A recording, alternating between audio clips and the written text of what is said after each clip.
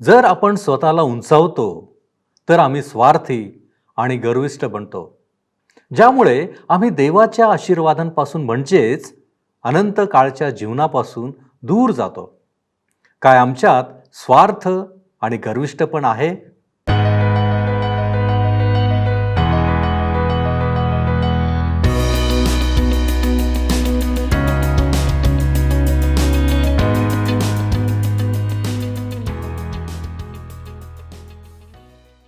सर्व सृष्टीचा निर्माणकर्ता परमेश्वर याच्या नावाला मान, महिमा आणि गौरव सदा सर्व काळ असो. उपासना कार्यक्रमात आपले हार्दिक स्वागत. प्रियानो, मागील 2 कार्यक्रमांमध्ये आपण वतनाची विभागणी या विषयावर अध्ययन केले होते. आज देखील आपण याच विषयावर अध्ययन करीत असताना योसेफाची 2 मुले एफ्राईम व मनश्शे यांना कोणती भूमी वतन मिळावी याबाबत पाहायला मिळणार आहे. त्यांचा वंश मोठा होता, मग त्यांना कशा प्रकारे वाटणी मिळाली हे आम्हाला आजच्या अध्ययनामधून समजणार आहे. तर मग चला प्रियांनो, आपण आपल्या अध्ययनाची सुरुवात करूया. श्रोत्यांनो, यहोशुवाचे पुस्तक ह्याच्या 16व्या अध्यायाचे अध्ययन आज आम्ही सुरू करीत आहोत. 15व्या अध्यायात आम्ही पाहिले की यहुदा वंशाला कोणता प्रांत मिळाला आणि कशा प्रकारे त्या ठिकाणी ते लोक स्थायिक झालेत. 16व्या अध्यायाची सुरुवात योसेफाच्या वंशजांचा भाग चिठ्ठ्या टाकून ठरविण्याद्वारे होतो. 16वा अध्याय पहिली 4 वचने वाचूया.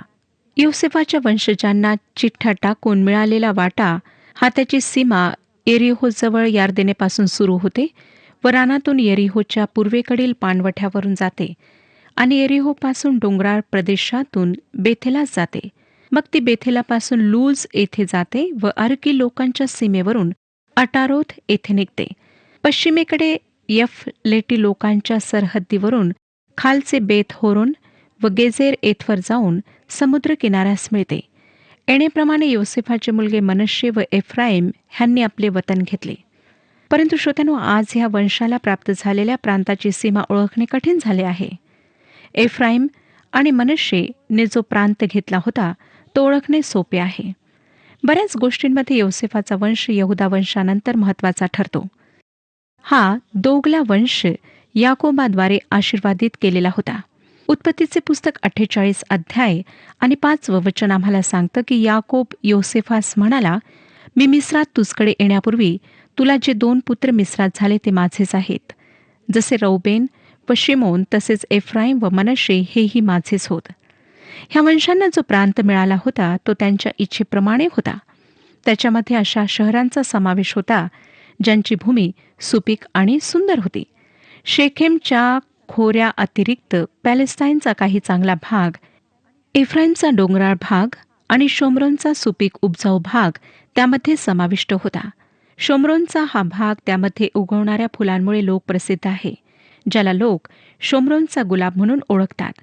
डोंगराळ भागात उगवणारे एक प्रकारचे विशिष्ट फूल, काही लोक असे सुद्धा म्हणतील, ह्या योसेफाच्या संततीला इतका चांगला प्रांत ह्यामुळे मिळाला कारण ते साहसी पित्याचे पुत्र होते आणि परमेश्वराची विशेष कृपादृष्टी त्यांच्यावर झाली.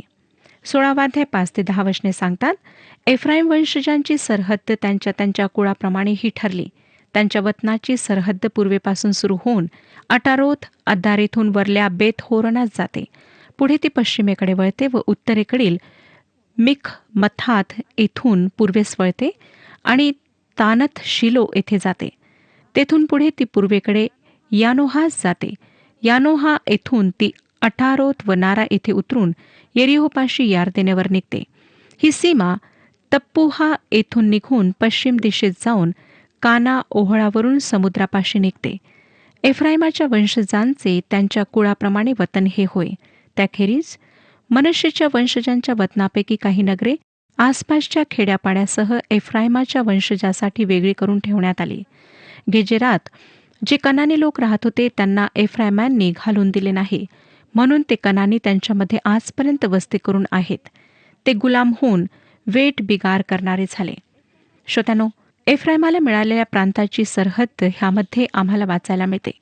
पॅलेस्टाईनचा मध्यभाग जो कर्मेल डोंगराच्या किनाऱ्यापर्यंत पसरला होता. एफ्राईमने दक्षिण भाग घेतला, ज्यामध्ये शेखेमच्या भोवतीची जागा सुद्धा होती. तरी पण इतका चांगला प्रांत मिळाल्यानंतरही त्यांनी गेजेरात जे कनानी लोक राहत होते त्यास घालून दिले नाही. कनानी लोक दास होऊन बिगार काम करणारे झाले. ह्या परिस्थितीने हा लोकांकरिता मृत्यूसूचक घंटानाद सुरू केला. एफ्राईमकरिता परमेश्वराचे प्रेम, ज्याचे नाव राज्याची विभागणी झाल्यानंतर उत्तरेकडील 10 वंशाकरिता घेतल्या जाते, त्याबद्दल कधीच प्रश्न उद्भवला नव्हता. तो म्हणाला, मी इस्रायलाचा पिता आहे आणि एफ्राईम पहिला वत्स आहे. इर्म्याचे पुस्तक 31 अध्याय आणि 9 वचन सांगतं, ते अश्रुपात करीत येतील, ते विनंती करीत असता मी त्यास नेन. ते ठोकर खाणार नाहीत, अशा सरळ मार्गाने मी त्यास पाण्याच्या प्रवाहाकडे आणेन. कारण मी इस्रायलास पिता झालो आहे व एफ्राईम माझा प्रथम वत्स जन्मलेला आहे. परंतु परमेश्वराच्या ह्या प्रेमाला नंतर फारच गंभीर रीतीने धक्का पोहोचला. परमेश्वराला शेवटी म्हणावे लागले की एफ्राईम माझा प्रिय पुत्र आहे ना, तो माझा लाडका मुलगा आहे ना. मी वारंवार त्याच्या विरुद्ध बोलतो, तरी मी त्यांची आठवण करीतच असतो. म्हणून माझी आतडी त्याच्यासाठी कळवळतात. मी त्याच्यावर दया करीनच करीन, असे परमेश्वर म्हणतो. शेवटी स्थितीचा सामना करावाच लागला.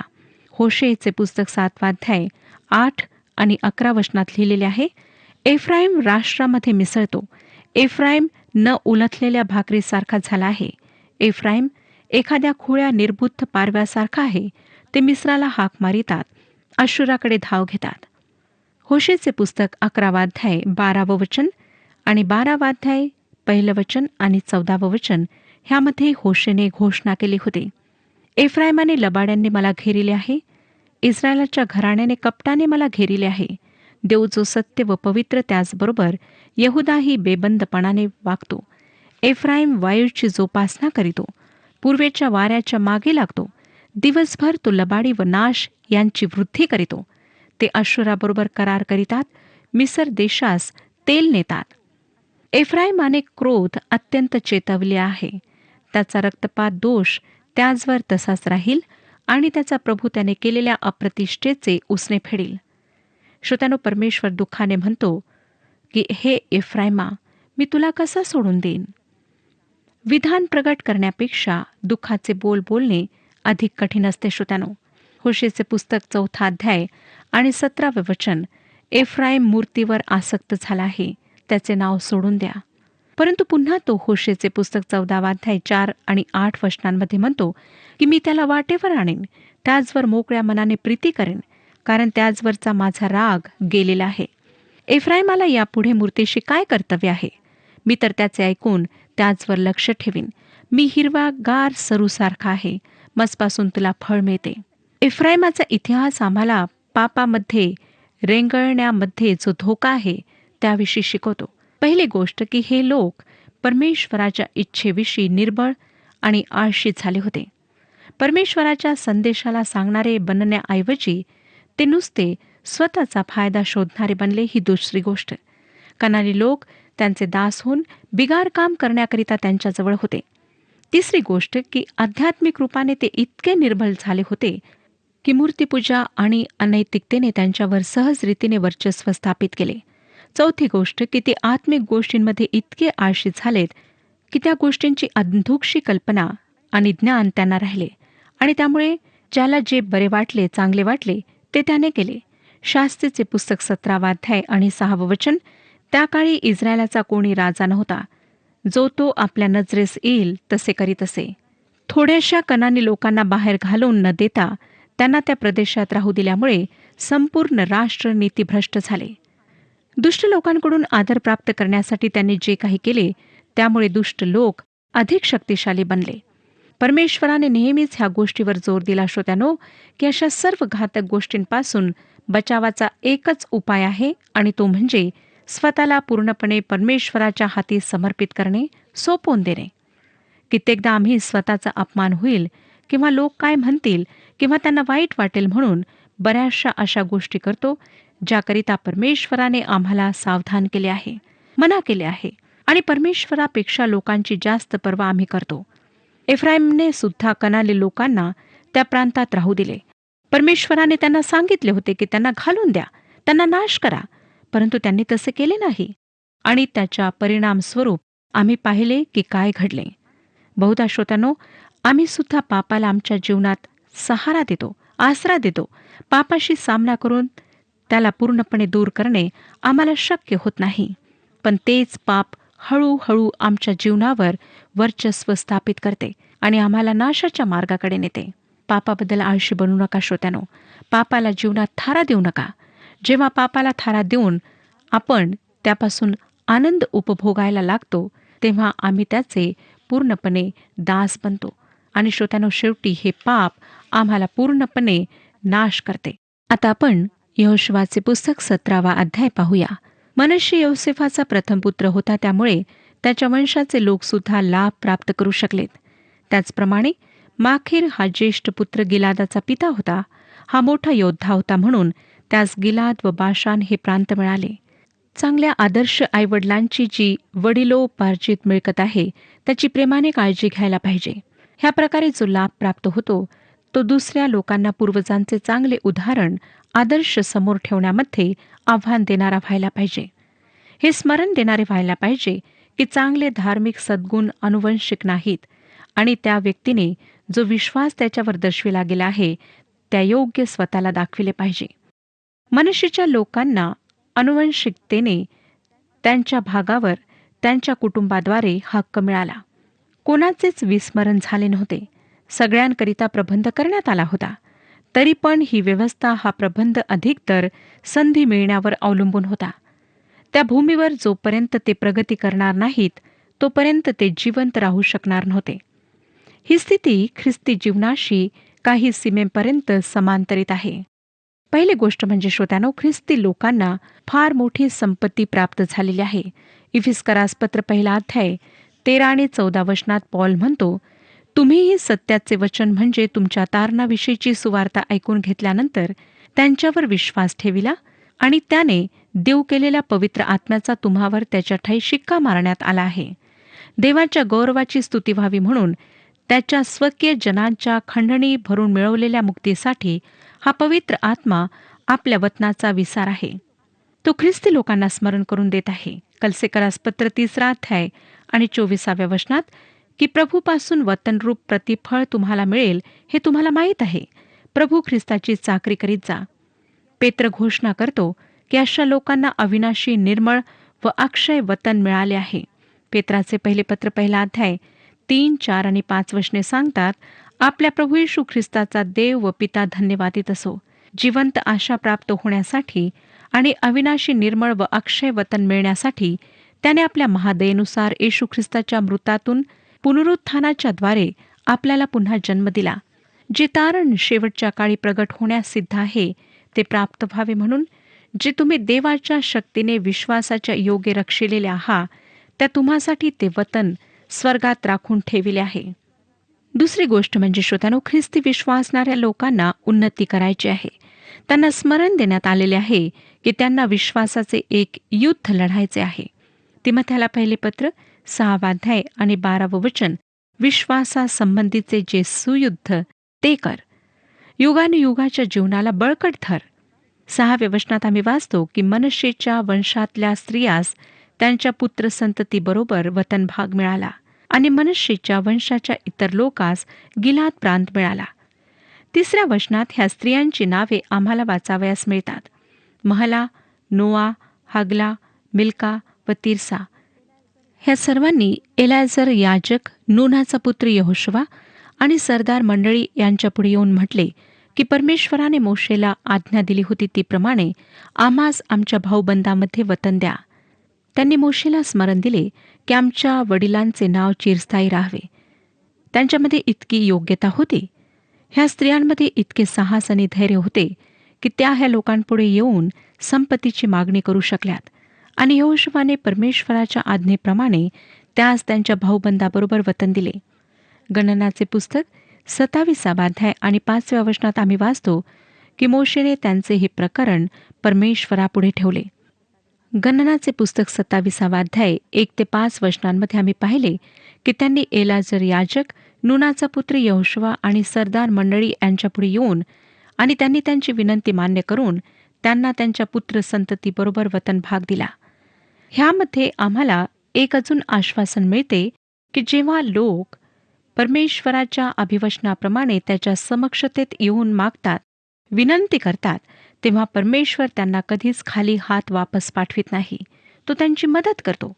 त्यांनी मागितले आणि म्हणून त्यांना प्राप्त झाले. आपणाला आठवत असेल श्रोत्यानो की मनश्शेचा वंश विभागला गेला होता. अर्ध्या वंशाचे लोक यार्देनेच्या पूर्वतीरी स्थायिक झाले होते, परंतु अर्ध्यांनी नदी पार केली होती आणि त्यांना त्यांचा भाग प्राप्त झाला होता. ह्या अध्यायात योसेफ एफ्रायमाच्या मुलांविषयी आम्हाला एक गोष्ट आढळते. यहोशुवाचे पुस्तक 17वा अध्याय आणि 14वे वचन.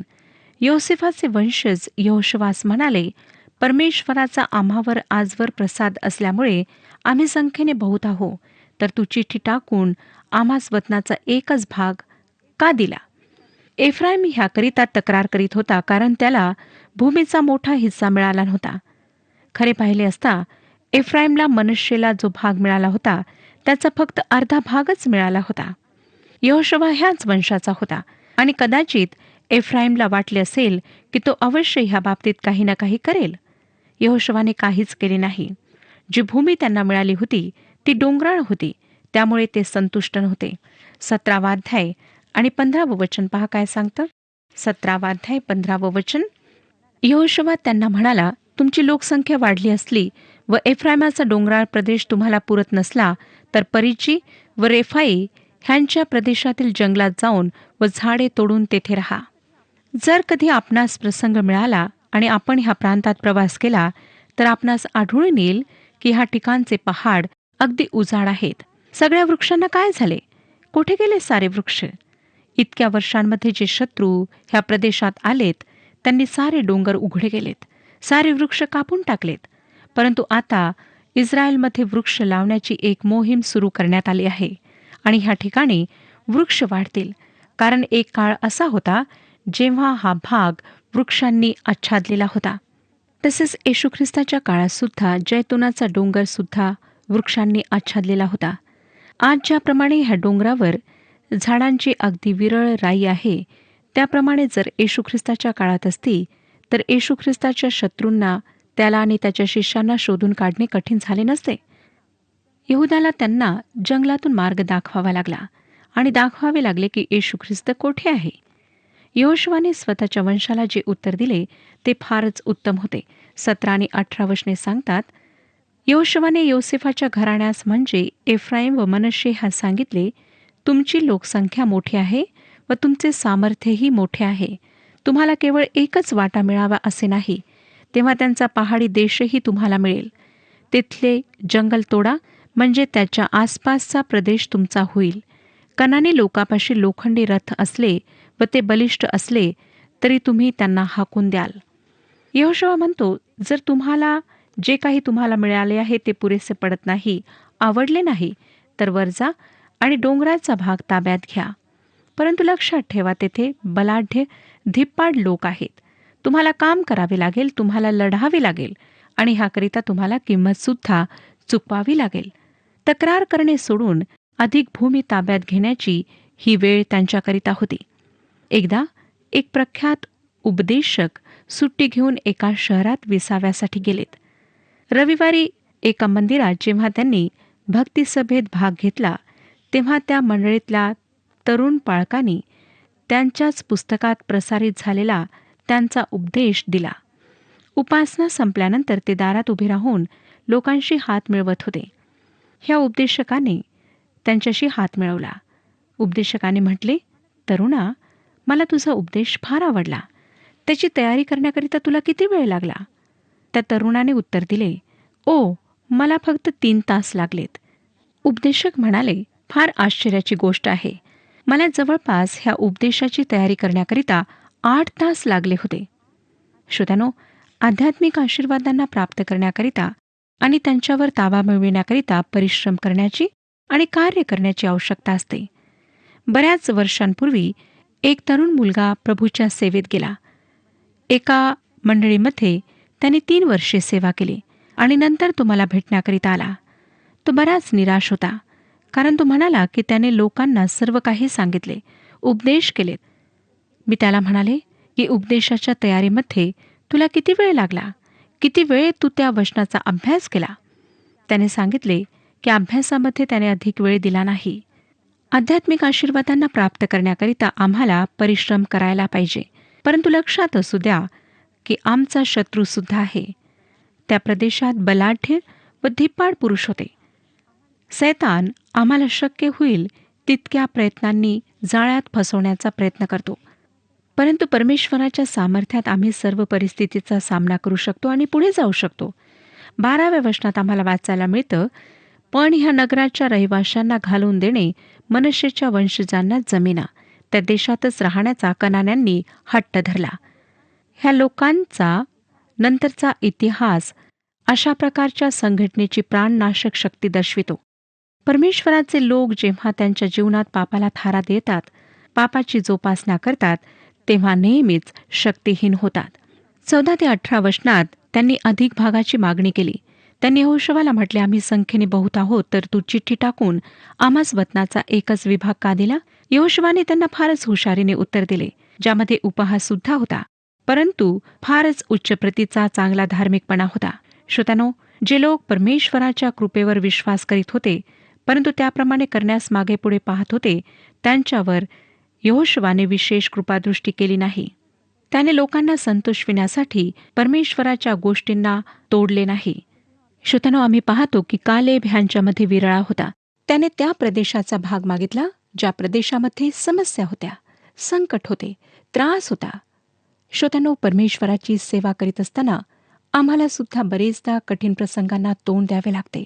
आमच्या जीवनामध्ये निराशा येते, दुःख येतात, परंतु आम्हाला शेवटपर्यंत विश्वासयोग्य राहायचे आहे, विजय मिळवायचा आहे, आणि तेव्हाच आम्हाला आध्यात्मिक आशीर्वादांवर अधिकार प्राप्त होईल. परमेश्वर ह्या विषयात आपले मार्गदर्शन करो आणि आपणा सर्वांना आशीर्वाद देऊ. प्रियांनो, आज आपण एफ्राईमाचा इतिहास पाहिला आहे. आम्हाला खात्री करायची आहे की परमेश्वराच्या इच्छेविषयी आमचा प्रतिसाद कसा आहे. आम्ही केवळ स्वतःचाच फायदा शोधणारे स्वार्थी आहोत की आम्ही इतरांचाही विचार करतो आणि आम्ही आध्यात्मिकरित्या अशक्त आहोत म्हणून अनैतिकता आमच्यावर वर्चस्व करते याची जाणीव आम्हाला आहे काय? प्रियांनो, आमच्या जीवनात या गोष्टींना महत्त्व आहे. देव करो आणि योग्य आचरण करण्यासाठी आम्हाला त्याचे मार्गदर्शन सदैव मिळत राहो. आपण प्रार्थना करू. सर्वसमर्थ आमच्यावरती दया आणि कृपा करणाऱ्या महान प्रेमळ परमेश्वरा, आम्ही तुझ्या चरणापाशी आलेलो आहोत. प्रभूजी, तुझ्या चरणापाशी येणं आमच्यासाठी अतिशय उत्तम अशी गोष्ट आहे. कारण प्रभूजी, तू आम्हाला जाणणारा, ओळखणारा देव आहेस. आज आम्ही कबूल करतो प्रभूजी, आमच्या जीवनामध्ये अनैतिकता अजूनही आहे. आणि म्हणून प्रभूजी, आज ज्या वचनांच्याद्वारे तू आम्हाला शिकवलेलं आहेस, त्या वचनांची आम्ही आठवण करत असताना तुझ्याकडं आमची विनंती आहे, प्रार्थना आहे. प्रभूजी, तू आम्हाला स्पर्श कर. आमच्यामध्ये असलेलं सर्व दुष्टपण, वाईटपण तू काढून टाक आणि तुला जसं हवं तसं तू आम्हाला निर्माण कर. यासाठी आम्ही स्वतःला तुझ्या पवित्र हातामध्ये सोपवतो. तारणारा प्रभू येशू ख्रिस्त याच्या गोड आणि गौरवी नावात ही प्रार्थना करतो, म्हणून तू ऐक. आमेन. आपल्या मनोवृत्तीत नवे व्हा. प्रभू आपणास सहाय्य करो.